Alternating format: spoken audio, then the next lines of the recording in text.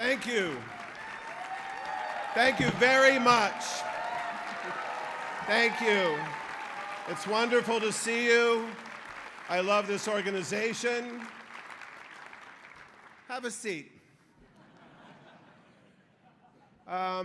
In the very flattering bio that's in your program, they left out one thing, which is that I work for Unite Here, the Hospitality Workers Union, and the people that served your meal tonight are the people I work for, Local 2.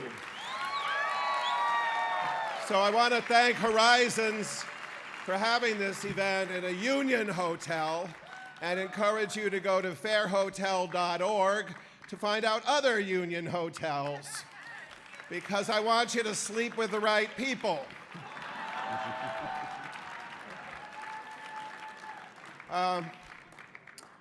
There's a couple people here that I want to stand up. Roma, stand up again, and her wife, Dion, and my older sister, Cleve Jones. We are the real characters from When We Rise.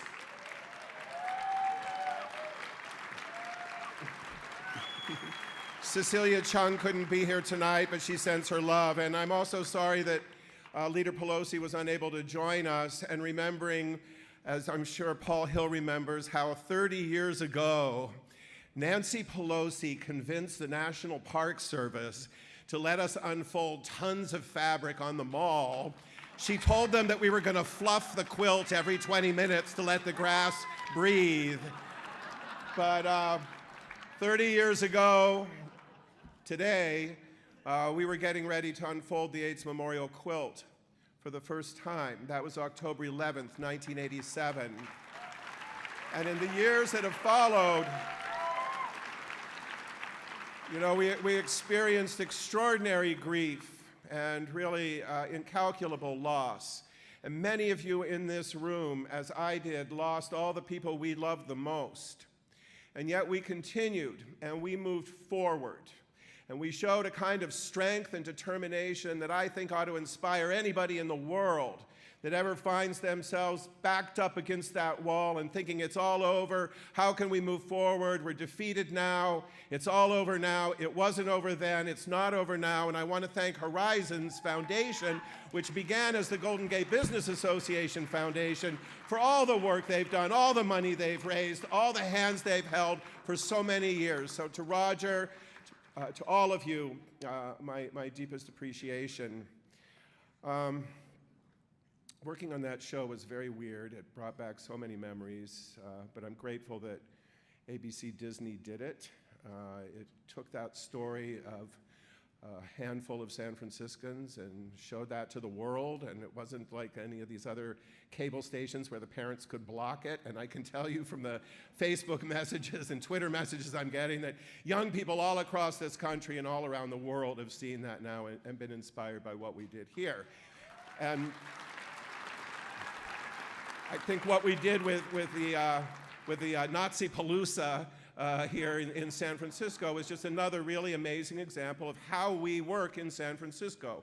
It's about valuing all these different kinds of lives and celebrating all of these different kinds of lives. But one of the things that happened when we were working on the production of When We Rise is early in the process, I took Dustin Lance Black and the other writers and researchers for a stroll up Polk Street, because it was Polk Street that I made my home when I hitchhiked up from Phoenix, Arizona in 1973.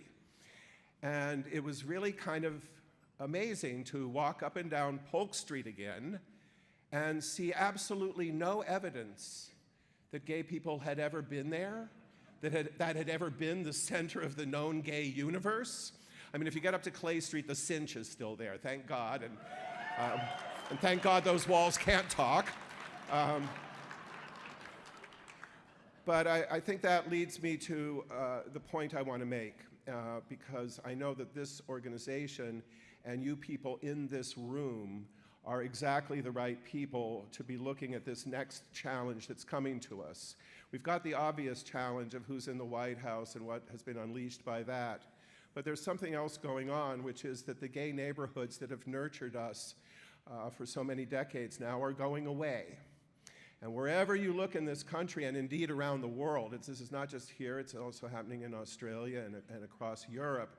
Places like the Castro in San Francisco, Capitol Hill in Seattle, Midtown Philadelphia, Lakeshore Chicago, West Hollywood.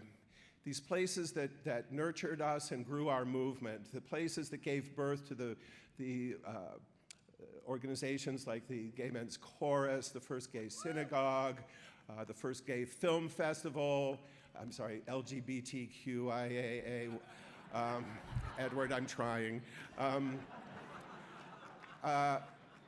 These neighborhoods are going away. And some people want to believe that's because it's safe for us to live anywhere we want. No, I'm sorry, that's not true yet. Some people say it's because of the technology, and yeah, it's true. You can find a date without going to a bar these days. But really, the forces that are driving this are way beyond anybody's control or power. It's the economic reality that the sort of marginalized neighborhoods that gave birth to these communities and strengthened and solidified our movement are being decimated by gentrification and displacement. So that's what's happening right now, is people like me, I'm hanging on by one rent-controlled thread, we're being dispersed and we're being moved out. Now, some of the young people, when I talk to them about this, they roll their eyes at me and say, well, you know, Cleve, cities change. Oh, thank you. Yes. Cities change. And our city's changing rapidly. And all of the cities are changing. And we, as LGBTQ people, need to pay attention to that change, anticipate that change, and think very carefully and cleverly about what are the structures and organizations that will work and move us forward. Now, when Roma and Dion back in the day had the idea of buying a building to serve lesbian and heterosexual women, that was really a remarkable vision. And a whole lot of people thought it was crazy and couldn't be done. It was too much money.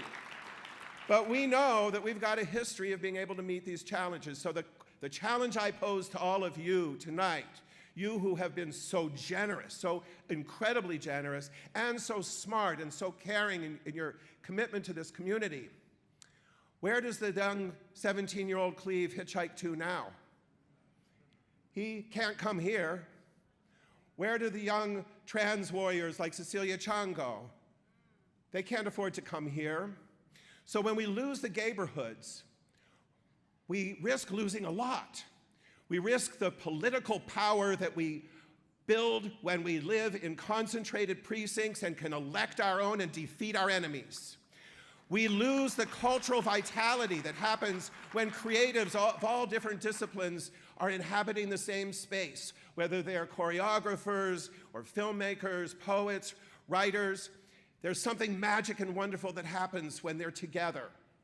I know they can collaborate online, I collaborate online, but there's nothing that quite makes that magic happen as when they're living in the same area. And then finally, and increasingly important to me, is we lose the ability to provide the specialized social services that are of such critical need to the most vulnerable among us, our seniors, our youth, our trans and HIV-positive neighbors. We are being dispersed.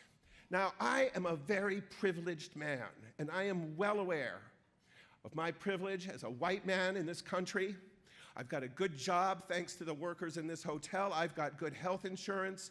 I'm connected. But I'm in a rent-controlled unit in the Castro, and when my inevitable eviction happens, I am going to have to leave the city. I can't afford to pay $4,000 a month for a studio apartment, and I'm not well off enough to buy a home. I'm not sure where I'm going to go, but there are thousands and thousands of people just like me who don't know what's going to happen. Who's going to care for us? So we need to think in new ways about how we organize our community. Some of the people at my table here flew down today from Seattle. They started with Equality Washington. They're building a federal credit union for LGBTQ people. I think we need to help them. We need to start thinking about housing development corporations, land trusts, credit unions, the way all the ways that we can continue, as Horizons has shown us, to harness the economic power of our community to benefit all of us, even the most vulnerable among us. So that's my challenge to you tonight, you who are some of the best and brightest of our community. Let's solve this, let's pave the way, and let's make sure that all those kids out there in Trump's America will have a place to go where they are safe and loved and celebrated. Thank you, Horizons. Thank you all very much. Thank you, Brendan. I love you very, very much.